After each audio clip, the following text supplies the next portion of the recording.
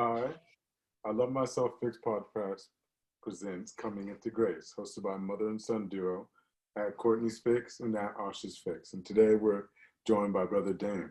How are you today, Brother Dame? I'm doing well, sir. How you doing, Ash? I'm doing well. How's your morning been? It's been great. Just woke up early, and I always start my day talking to the Creator, before my feet hit the bed, and so before my feet hit the floor, and so every day, is a great day, every Right. day. So we good. Yeah. May I ask you to share with us what it is that you do, what it is that you spend most of your time doing as either your occupation or what do you love to do? Um, well, I'm a creative, so and I'm also an activist and also an educator. Um, So there's a lot of things going on in my world, right now. But now, thankfully, school is over, right? And now to answer your question, what I love is creating music and visuals, for the uplifting and edification of our people. So that's what takes up a lot of my time, as well as I'm a father. You know what I mean? So I'm a multifaceted guy. So, but taking care of my children and my family and doing music is what I spend a lot of time doing. That's wonderful. That's wonderful. You said educator. Could you share with us? Yes, I'm a dean of students at a school at a K-8 in Oakland, California, called Roses and Concrete. If you're familiar with the Tupac poem "A Rose That Grew from Concrete," and Tupac, spending a lot of time in Oakland, California.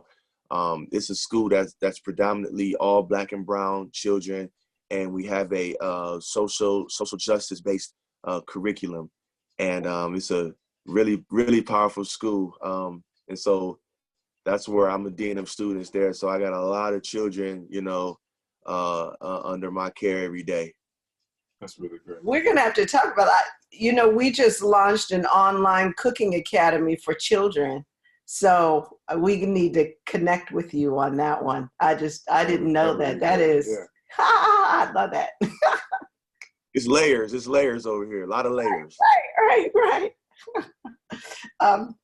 What else? What type of music? Tell us about your music.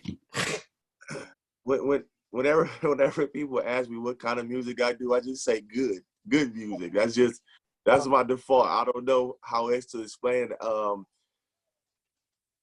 I'll tell you what it sounds like. It sounds like it's reminiscent of soul, gospel, funk, rock, hip hop, jazz.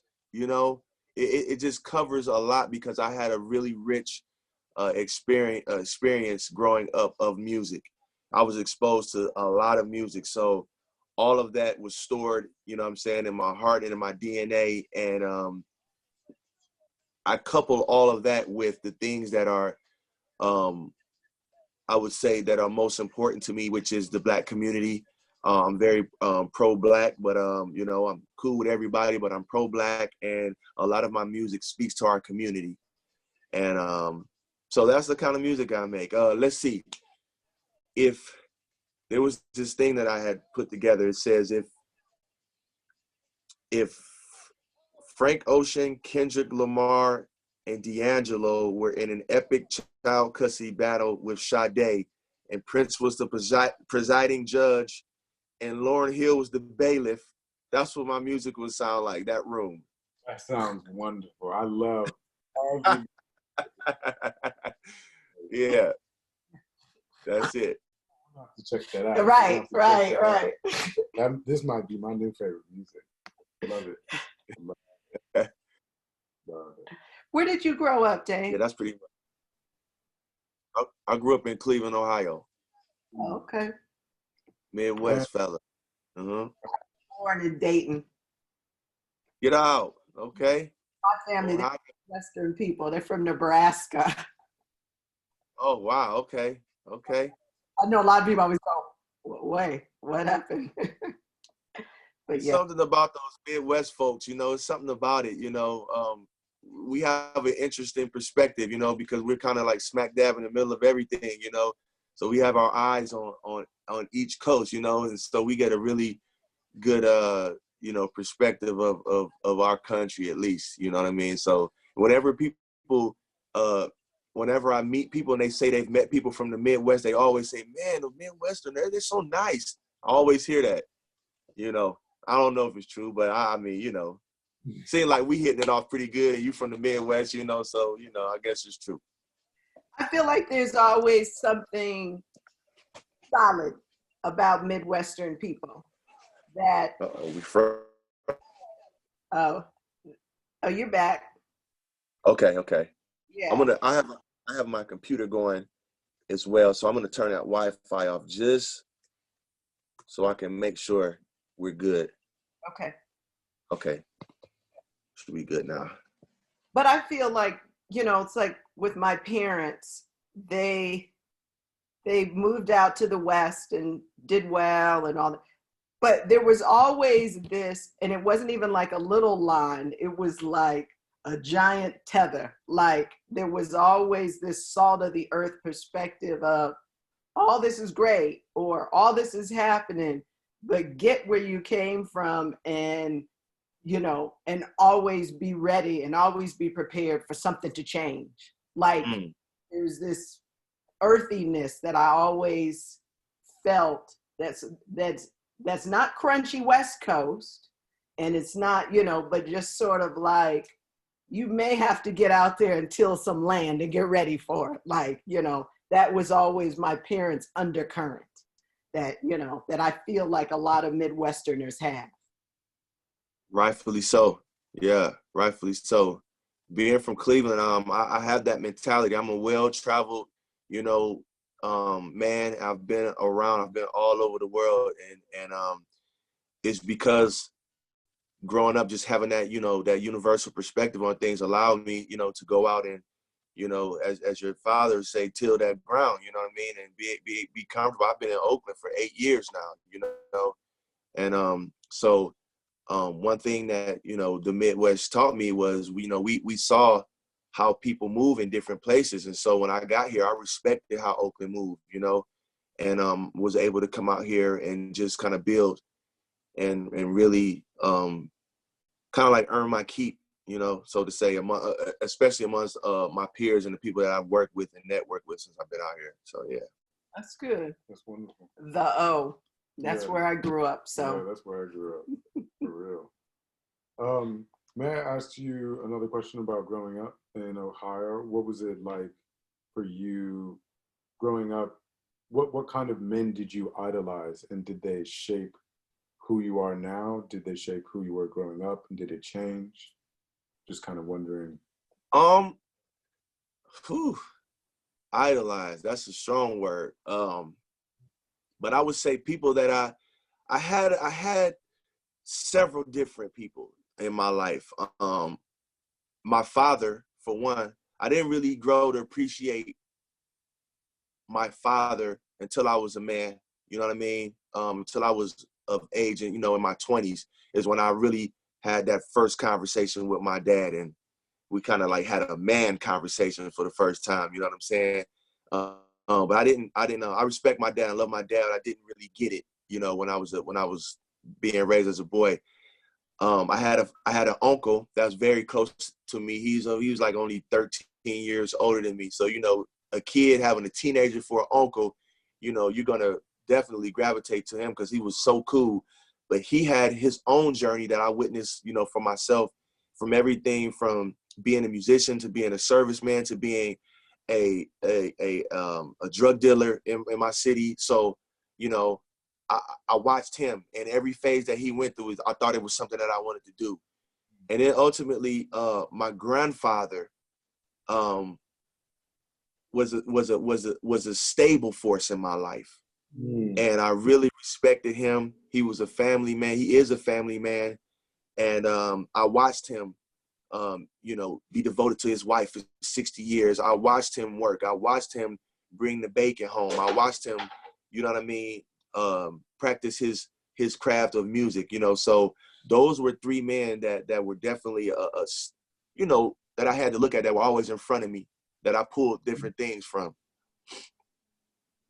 That's wonderful. That's very good. Do you have any questions? Mm-hmm. I like that question. That was interesting. And I mean, I could go deeper down that rabbit hole. I mean, as a man, I think we're always searching for someone to show us how to be a man. You know what I mean? Because it's scary, especially as a black man. When you watch the things that we go through, you like, all right, man, I need somebody to help me navigate through this. And I mean, I met different men along the way who all had, you know, small parts of the makeup of who I am. And I'm still meeting men, even young men. You know, I read a meme that said, if you don't have a young mentor, you're in trouble. So I have young men now that I look up to, you know what I'm saying? And I'm not ashamed to look for younger men for mentorship in some areas of my life, because they see the world different, and we got to respect that. I don't want to be that man who feels like because I'm getting older and I'm more mature and I've seen and done some things that I have all the answers, because I don't, you know. So I think that that's important for men to always also find a younger man, you know what I'm saying, who might have some zest and some zeal in some areas that you may not have. It can show you something. So it's a constant journey, and I'm finding more men all the time that inspire me, encourage me, and mentor me. So that's the deeper version and answer to the question. That's a great version. Yeah. Even when we've been on this path of I mean, and really our mission is, one of them is to go around the world and have people see their own light and have people just be able to look in the mirror and say, I love myself. I mean, that's really what we're up to. But in that, and navigating this space of social media and how the world is changing, it's like, and as we've been working together, there are times I look and I ask him every day. I was like, what do you think? And so as this business has been developing, he turned around and was like, why are you asking me what I think? Like, you're the mom, yeah. Like, da-da. And I'm like, I don't know all the answers. And I definitely don't know all the answers in this world, like especially around this stuff. I said, I can give you guidance in terms of what has worked for me or what I want for you, but that does not mean that that is the answer.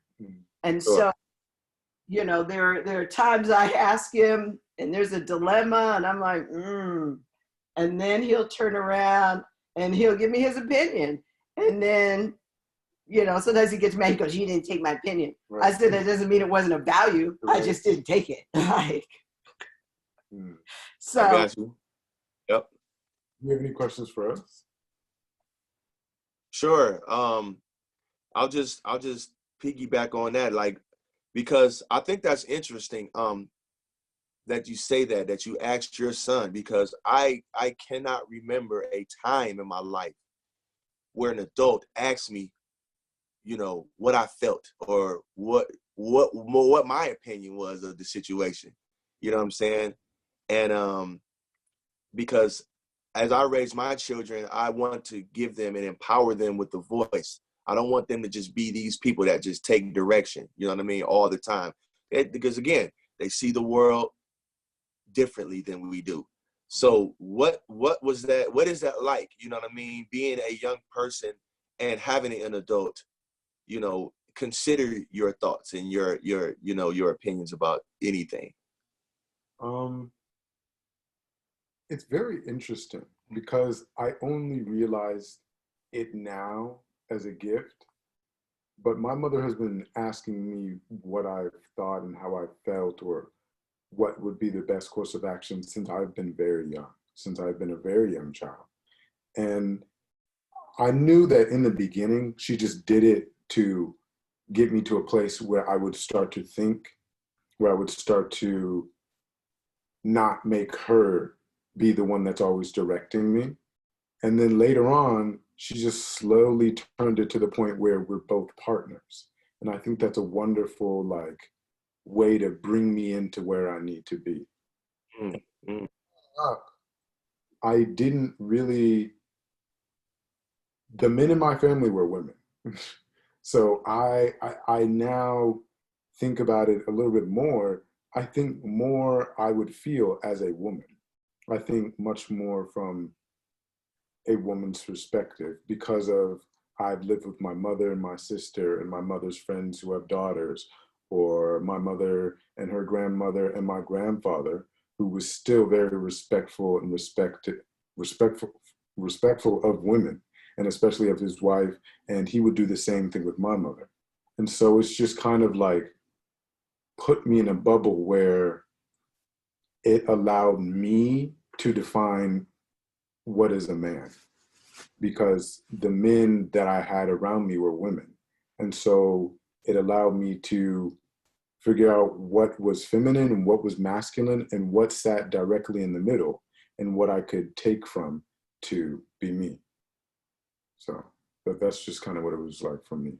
That's interesting. So can you tell me a little bit of some of those experiences of what you learned was feminine and masculine? Because that in itself is a subject, you know, that's out here, you know, what's feminine, what's masculine, you know what I'm saying? Is there a thing, you know what I'm saying? So, I mean, it's good to hear you explore that, being raised only by, you know, women predominantly. So I would love for you to tap into that, because this may be something that both sides can benefit from.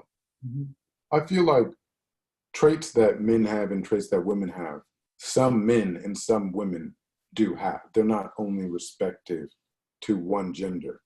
But I found that a lot of women take the time to think something out rather than just try and push through it. And I find myself as a man in my masculine like headset trying to push through something. And I remember like snippets or my mother's voice will echo through my head, and I'll realize that I should just take my time and think through it. And as I start to think through it, it just perfectly falls into place. But sometimes I realize that women sometimes think, or only in some situations give weight to just their emotions. And I find that as a man, I'm better able to think logically and get through things that are emotionally difficult a little bit better. But that doesn't mean that in the future that I haven't dealt with them as well. Because women, because they allow much more of their emotions to dictate how they deal with something, they're able to fully work through that issue and get over it, I feel, faster than a man, where when, because of the way that society has made us feel about so many things, but just how we deal with things that are hard, or whether or not you can cry, or whether or not you can be soft, or what it means to love or to be weak, to show your neck or show your back. We get caught up in only trying to think logically and not using our emotions, that we suppress something to the point that when it's let out, we cannot manage, or we don't even know how to manage. So he's given me the tools that I need to become a better man. And that's what I feel is every mother's job and every father's job, to show how, as a human being, we're not necessarily just specifically one gender. We are one gender. We are born, you know, either heterosexual male or heterosexual female, but there are so many other things in between that we start to find that we're just human.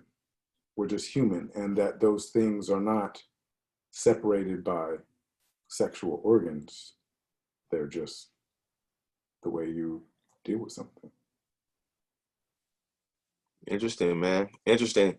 And I feel like as you continue to mature and, you know, and journey in your own manhood, you'll learn that there's definitely, you know, some of those things some of those feelings and emotions that you express, there's definitely, what I've learned as a man is that there's a time and a place for all things.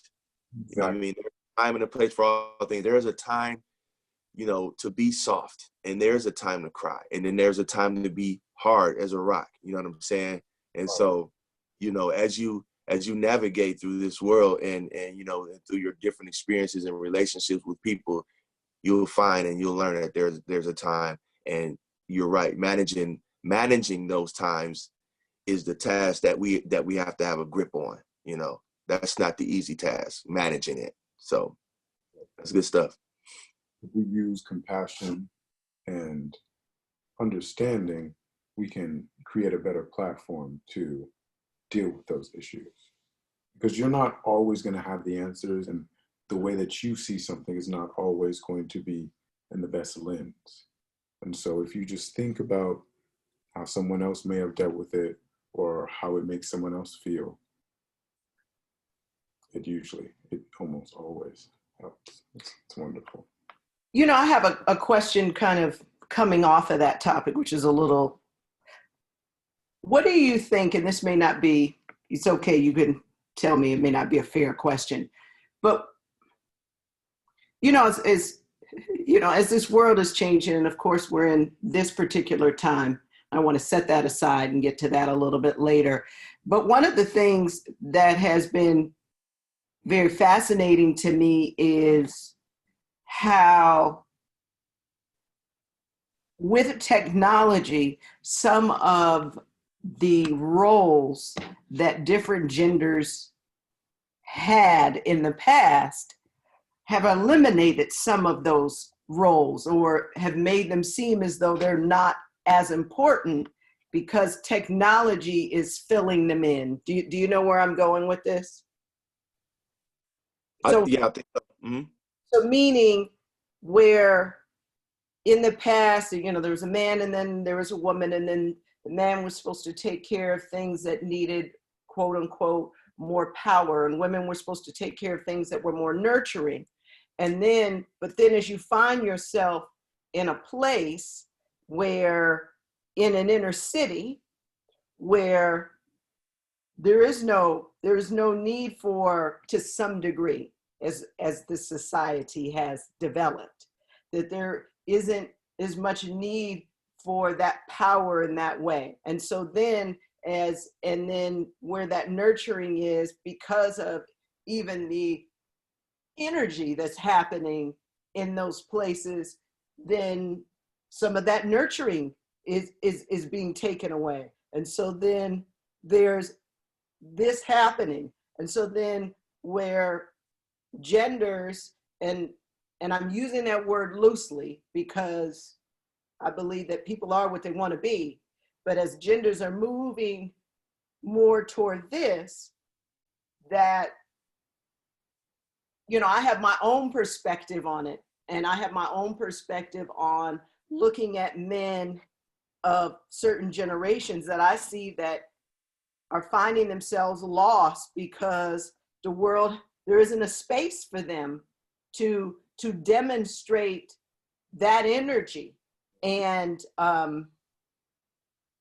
for me, that's a travesty, because I love that energy. Like I grew up with Vietnam vets. I grew up with, like my dad's friends, so many of them were all, they were Vietnam vets. So then, some of them were pilots, they've been shot down multiple times. And, I was the little girl that sat in the room and they were trash talking, and, I was just sitting there with my little dress on with but to me, there was all this, on the tail. And I love that, and I was like, yes, and so it's,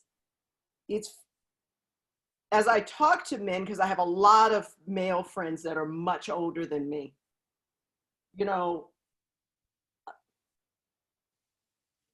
I offer support in that manliness as they define it, because they deserve to be defined in that. They should not be invalidated in this new space. And I know now I'm going a lot of different directions. But Oh no, come on. I'm with you, because you listen here. This is a subject that is not popular in today's culture, and I'm telling you, it's a hard one to have because there's so much, because everything is becoming so, ambiguous. And I get what you're saying. And so one of the things I deal with him is, I'm like, you must resonate, like he has his own opinion. Like, we're on this show, and I wonder how many people sit there and think, was that what she talked? He can say whatever he wants to say. That's his interpretation of whatever information that's been given to him. That's not for me to say whether it's right or wrong. But I'm very old school. I was brought up, you know, my parents met at 14. They broke up once at like, I think my daddy cut up at like 17, and my mama left him for 6 months, and then they were together, you know, till death, you know. So for me, that's what I know of. And so it is, yeah, I mean, so I'm trying to not step into too many holes and landmines. I don't even know how we got here, but I got. you know, for me personally, I define womanhood differently. I'm not saying everybody has their way. There is no category or box. I believe that people should be able to define things as they want. Mm-hmm. And so, but as Courtney, you know, Courtney likes to put on a dress. Courtney, you know, I am a person who is in service. I serve him, I serve my daughter, I serve my animals, and I like to be served. And I came from that kind of a background that, you know, that doesn't mean that you're still not, you know, doing everything else. And my father was like that. My father was a surgeon, and he was in service to his community, and he was in service to my mother, and he was in service to us. And so, you know, and I could tell when there were times for him when there were things that he didn't believe were ladylike, and there were things, you know, and that was his definition. And there were things that at times that I did that offended him as a man. And I had to know where those lines were, you know, and out of respect and love for him, that's not something I ever wanted to do. So when I knew where that line was, I jumped myself back over onto the other side. And so what are your thoughts on it? Because I could keep it, but what are your thoughts? I don't know how we got here. Woo! That's okay. So layers again. We peeling them back. I see. The first thing that you said that intrigued me was you mentioned technology. You know what I'm saying? And technology in the roles, right? And the first thing that man, and you said also, you said a man is like, you know, where's his place at, right? So the first thing that made me think of was, I don't know why I thought about the pump, the breast milk pump. I don't know why I thought of that, but you mentioned technology. Mm-hmm. One thing that I saw about that is, as great as that is, and the uses, I mean, it makes sense in a lot of areas. You know what I'm saying? Some babies may not be able to latch, and, you know, whatever the reasons. But for me, I saw that as, I see it could be kind of dangerous, right? Because one of the things that I noticed about my children, my son, he didn't breastfeed as long, you know, he's older. My daughter, she did. And when that little girl would wake up at night, I couldn't do anything to put her back to sleep. She wouldn't do anything for me. She only wanted her mom. You know what I'm saying? Because her mom could give her what I couldn't. Her mom could give her that milk. You know what I'm saying? And I started seeing, I said, wow. I said, that's a beautiful thing. You know what I mean? That is a beautiful thing, that my daughter will not accept anything but her mama, you know?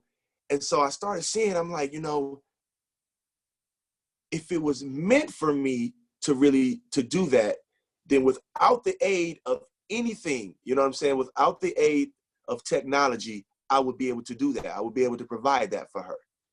But that is not my role. That's her mom's role. You know what I'm saying? By nature. And so I started looking at the different things in technology that separates us and makes us go, you know, the different ways that we go, as men and women. And I also believe that either you have order or you have chaos. You know, it's either one. And some people are really good at figuring out what their order is. You know what I'm saying? What their roles are, where their places are. If that's I don't know if that's a good word, your place, you know. But anyway, I feel like there's so much going on. And when you say that, where's the man have a place? It's like, again, I think about when that baby is in the womb, when that child is in the womb, the best thing for that baby is for the mom to be comfortable. You know what I'm saying? For the mom to be healthy, for the mom to be rested. You know what I mean? And so what am I to do? Okay, well, while mom's doing that, preparing for this child, you know what I'm saying? These 39 weeks, then that means I have to be out busting my tail, you know what I'm saying? Going out, preparing for this child, you know what I'm saying? Earning for this child, making sure that this child is going to get food, you know, to the mom. It's like, I feel like naturally that's what I'm supposed to be doing. You know what I mean? It's like nobody needs to tell me that if I just put a child in someone, nobody should have to tell me anything. I should automatically know that I need to go out and provide. You know what I'm saying? And so I feel like the natural wirings of us, like we don't need technology to tell us what to do.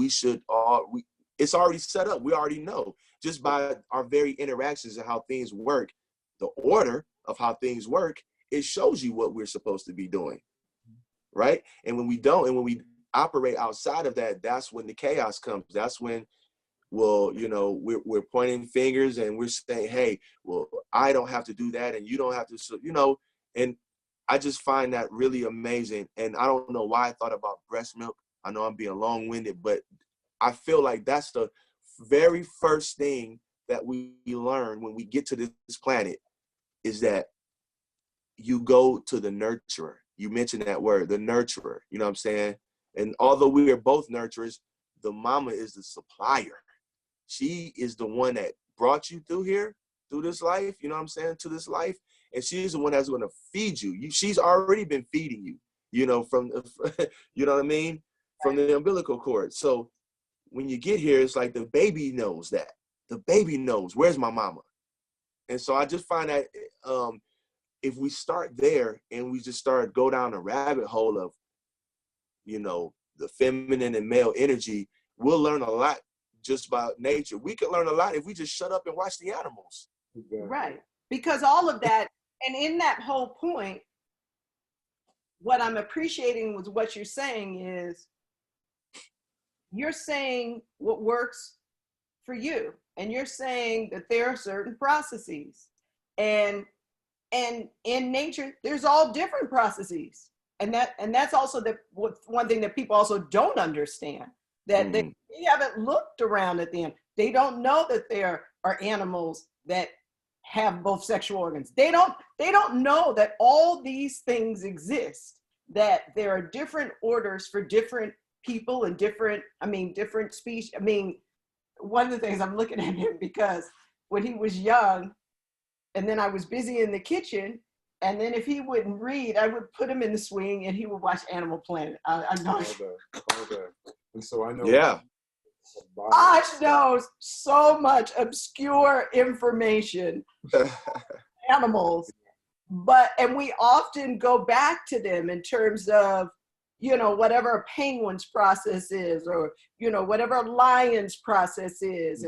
And, you know, we talk about who are predators, who are non-predatory, who are, you know, who are there as a support, who are there, that, you know, there's all these different layers that happen in the animal kingdom that have different purposes.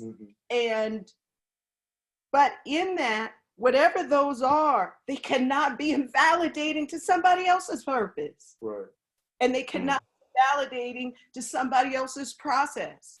And I think that is, of course, the larger issue of what's going on right now, and, you know, but it's also one that is one that we're going to have to resolve. that we're going to have to resolve in these relationships that we're having, and of all sorts. And that, and going back to even what we talked about, even as the premise of our brand, and you know, and wanting people to love themselves, just love your, you know, if you decide that you like chocolate ice cream with sprinkles and peanut butter and liver and onions all together, if you eat that and that makes you show up and you are just shining light, that's your gig. And there's nothing wrong with that. And I think, and so I asked you that question for a couple of different reasons. One, just because of what I was getting from you, but people are getting lost. They're getting lost in the messages because there's so much noise that they can't find their own message. Yeah. That's the way it's supposed to. Yep. But, And that goes back chaos. You know what I'm saying? If you have chaos and confusion, you can't see. You know, you can't see, and all your information, the process for your information is just going to be skewed. You know, and it's going to be a hard time. You know what I'm saying? If you can't just get to some, you know, a quiet place and just kind of think. You know, there's a lot of noise out here. You know what I mean? I think that what you said. You know, you watching Animal Planet. Come on, bro. I mean, we can learn a lot just by watching that show, because they don't have the noise that we have. They are only following by the order that they've been given. They've been created and they are operating in full glory. They do everything that they're supposed to do and only what they're supposed to do, what they're created to do. We struggle with what we're created to do. We struggle and we rebel against what we're created to do. Right. You know what I mean? It's just a natural thing. And until we can eliminate some of the noise, you know, one of the things that I like to say is, when we buy something from the store, right, and something's wrong with it, sometimes we can't even take it back to the store, right? Sometimes that thing says, hey, you have to take it back to the manufacturer. You have to take it back to the creator. You know what I mean?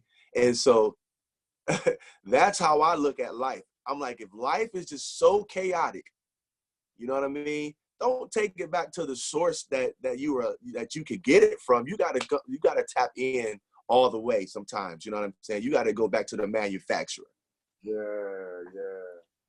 No. I might use that line if you don't mind. No, that's you all day. Come on, go for it. That's you. I think it's time for you to go back to the manufacturer. That's it. No, I mean, that's what. It's fascinating, you know, what technology, you know, can provide. You know, I mean, it's amazing what it can give. You know, even when you were talking about the breast pump, you know, I mean, I think about the babies that have been abandoned, or the babies that get adopted, or the baby, you know, that are in very different households. And love is love, you know, and however they get wrapped up in that, that doesn't matter. You know, I often, and this is, you know, one of mine, I have a lot of them from different genres. One of my favorite movies is Benjamin Button. And okay. I don't know why. I think I just like that I partially because I decided a certain amount of years ago that I was not going to get older. I was only going to get younger. And I told the kids, remember I told you that? I said, I'm going to pass you up. Yeah. But there's so many elements in that movie about abandonment and about love and about being an anomaly and about having to still function to your own drum and rhythm. There are like all these different elements that I like about it, in this sort of slightly mystical, slightly racist, slightly, you know, they threw everything sort of in that pot. And I love that movie for that reason. But I find that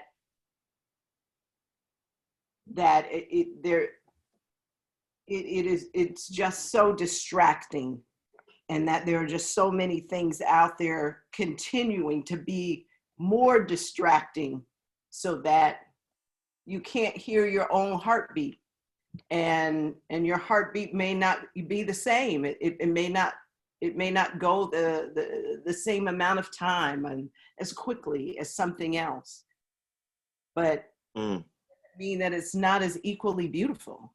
And so I don't know. I was wrapping that up because I was like, I could keep going to the, so. All right, tell us, what are your favorite gifts about yourself? When you wake up and you come out of your time with the Creator and you sit there and you say, man, I'm Dame. I can do yada yada yada. What do you say? Really, I part of my prayer is, like, what would you have me do today? You know what I mean? Because honestly, I'm gonna be very vulnerable right here, right in front of everybody, and say that I used to say, thank you for giving me another day. Thank you. I don't say thank you anymore because I'm not holding on to this world anymore. You know what I mean?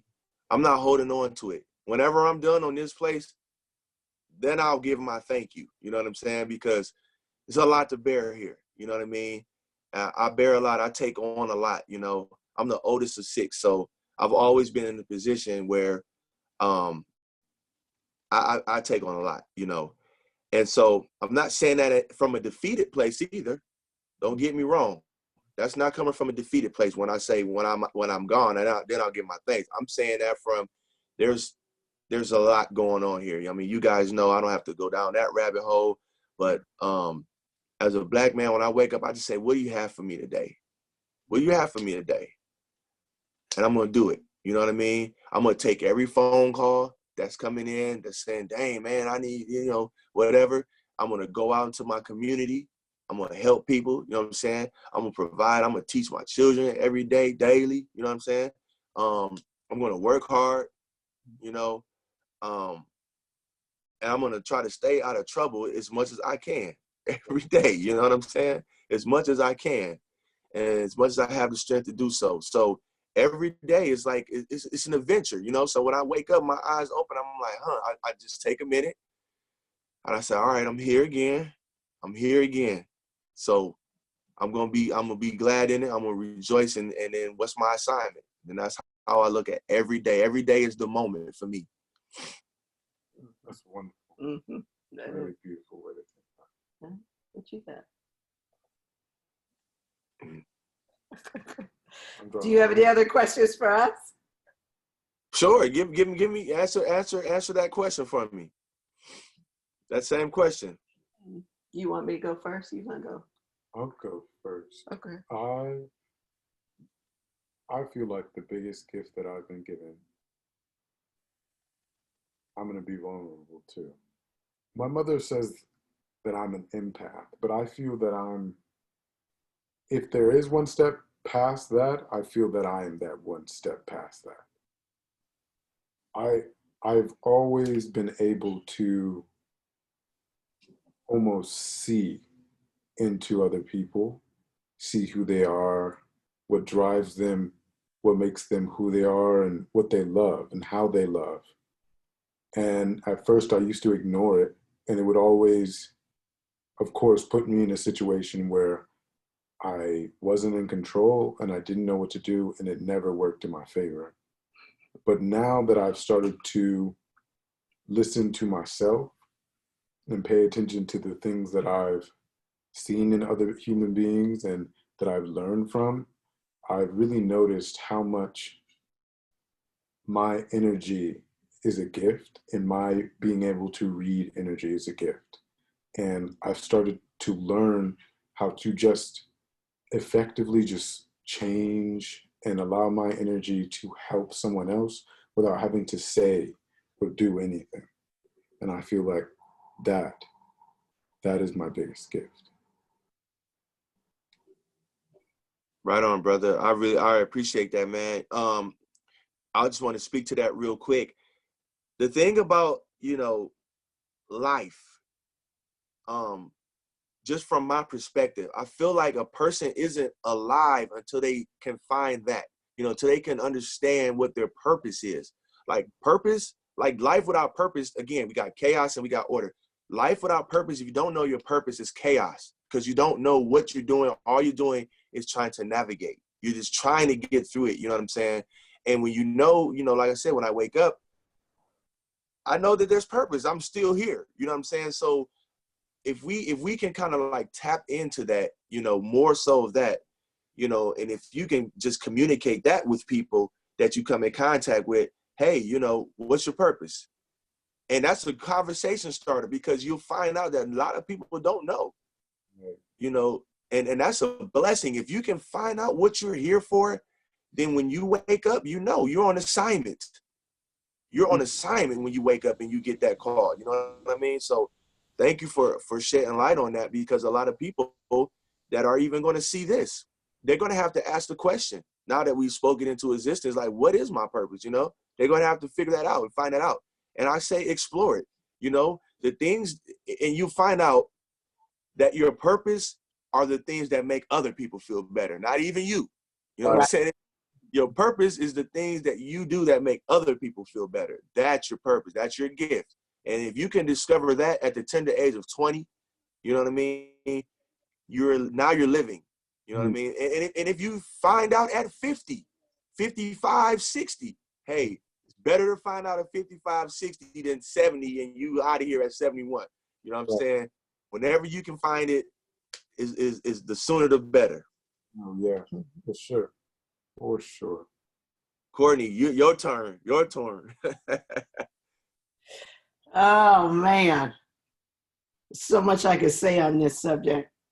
Well, kind of going back to your process, when I wake up in the morning and after I go through my meditation and then I go through my prayers, or as I'm going through my prayers, one of the things that I do ask the world is, I ask that I can hear. I said, let me hear what I cannot see. If I'm on my game, because there's certain days I'm distracted, but for the most days during the week, that is my question. Can I hear what I cannot see? And will you tell me what I do not know? And can I learn something new? And that's what, I ask. In terms of one of my gifts, and I believe it is a gift, it isn't, and I really notice this more as I travel, and I enjoy traveling, is my smile. And I thank God for my smile. And I know that sound, but it isn't like, oh, thank you, because da da da. But I realized that as I move around and I go everywhere, like I'll go anywhere, anywhere. I just and what I find is that things, if I can walk up or someone walks up to me and we actually stop and make eye contact and I smile and then they smile and then we look at each other and we smile together, that, I mean, I'm blessed. I feel like somebody poured molten gold down my throat. Like I feel like, so for me, I view that as a gift. And it isn't just the veneer of the external of the smile. It's God has given me something that comes through that smile. And so for a long time, I didn't want to say that because it sounded so vanity driven. But for me, I feel like that's one of my gifts. And when people smile, and a lot of times they won't even full smile back. They'll sort of smirk back, but then their eyes smile. Yeah. And then when I get the eye smile, I feel it doesn't matter. I got the smile. I still got the smile, like I won, Come on. So hey, what? No, I was gonna say, don't. There's no vanity in boasting in the Lord. You know what I'm saying? Go give him the glory. You know what I'm saying? And I never really viewed it. So now And then one of my other gifts that I have found, and it's been funny because it's happened through this business, is my ability through cooking to make people happy. Mm-hmm. There was a long time where I walked away from that. And there was a lot of different iterations on that gift. So I've always been able to cook. I started cooking when I was 7. And then it turned into, well, this is what I wanted to do. But then it was, sort of in, juxtaposed between being a professional. And so then it's like, well, professional people don't cook, so then there's all this stuff and just more junk and junk and junk kept going, thrown. And then, I was in a marriage, at a time where, because I could cook, my husband never wanted to go out to dinner. And let's see, is he back? You there? Yeah, here we go. And so for me, then I lost my love for cooking, because every time I turned around, all I was doing was extending, and I wasn't getting replenished. Mm-hmm. And so then I just was like, forget it. I don't want anything to do with this anymore. Yeah. And then, I walked away. But then really God came after me. Let's just call it that. And really, I was laying in the bed one day, and that was really what the voice said to me. I gave you these gifts. What are you doing? And I was like, no. Like, I'm doing this. I'm renovating houses. Great. I like that. Well, what are you doing with the core gifts I gave you? And then I had to do some work and some exercises around what I liked about it, what I didn't like about it, how I could give, how I couldn't, and I really worked all around that. And more recently, for me, I've come to a different place where, especially around children, that they'll hear in a different way. They'll hear what I'm conveying through the food. There isn't all the other stuff on it. It isn't, I don't want to go there, but there isn't all the other stuff on it. They're appreciative of learning the process. They're appreciative of hearing where it came from. They love the chemical aspects of, there's all these other things. And so I know I'm kind of going too far, but we all are given gifts, and we all have more than those core gifts. But the world will test you on those gifts. Absolutely.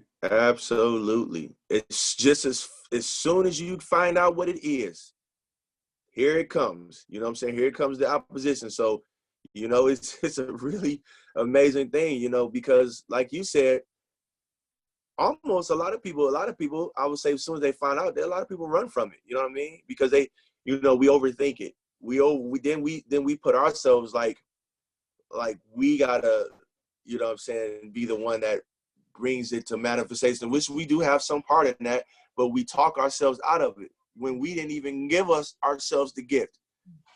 So if you didn't give yourself the gift, do you think that the burden is going to be on you to make the gift work? No, it's not. You've been given the gift, so now you just got to be obedient and be like, okay. And then there you go. You ask that question. All right, now, what do you have me to do with this gift? Show me. Show me what to do with this thing. And I feel like, that helps us out, because a lot of times, we get in our own way. You know what I'm saying? We shoot our own self in the foot of our gifts. And I talk to my younger brothers, and I've told them this several times, but I like to call it the God positioning system, right? It's like GPS. We have a destination. We have a destination. Uh-huh. And let's say our destination is as long as my finger, right? But here we are with what we think we should do, and then we make a wrong turn. and we make a wrong turn. Now we're rerouting. Now we're rewriting. Our destination is still right here, but now rerouting, and now before you know it, where you could have been in a year, you 10 years away from being, because you done talked yourself out of it, you done been in your head too much about it, and now you're going to get back to the destination, but because we just got to submit, you know what I'm saying, to it, and just be open to what we're supposed to be here doing, it may take us a while. And I feel like that oftentimes about my life. You know, music was always my first love and passion. It was the thing that I did that nobody had to encourage me to do. I played professional basketball. People had to encourage me to play basketball, peer pressure me to play basketball. You know what I'm saying? Because I'm 6'8". So they made me go away from the things that I like to do to come outside and play basketball. I often think, what would have happened, you know, if I would have just put my, you know what I'm saying, dug my heels in the ground and just stood on what I wanted to do, what I knew that was already there. Now, you know, 30 some odd years later, here I am doing it, you know what I'm saying, and I'm in a good place. But I walked away from that because I let people tell me, man, you should get a real job, you should go to college, you should. And I talked myself out of it, when what I really wanted to do was just dig in and dive into my gift. You know, so that can speak to us in a number of ways. Find out what your purpose is. Don't run from your purpose, you know what I'm saying? And don't talk yourself out of it. And if you need help, that's another big thing that we shoot ourselves in the foot. We don't want help, you know what I'm saying? We scared, we got too much pride. Get help, because there are people that have been positioned in your life to help you get to where you're trying to go. So, It's timing. I mean, I do believe in I do believe in the timing. So yeah. I don't, for me personally, I don't have any regrets of the past, because I believe everything is timing.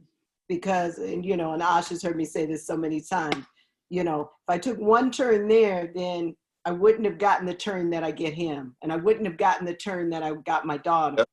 So, you know, and I wouldn't have gotten the turn to be here with you. Right. And so, you Absolutely. know, so with that, I am grateful for those turns, you know, and there've been fantastical, you know, immeasurably beautiful turns, and there've been immeasurably painful turns, you know, but they're all here, and they're now.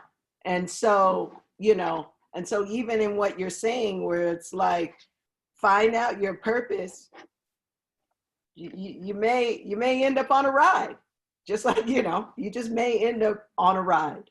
Yep.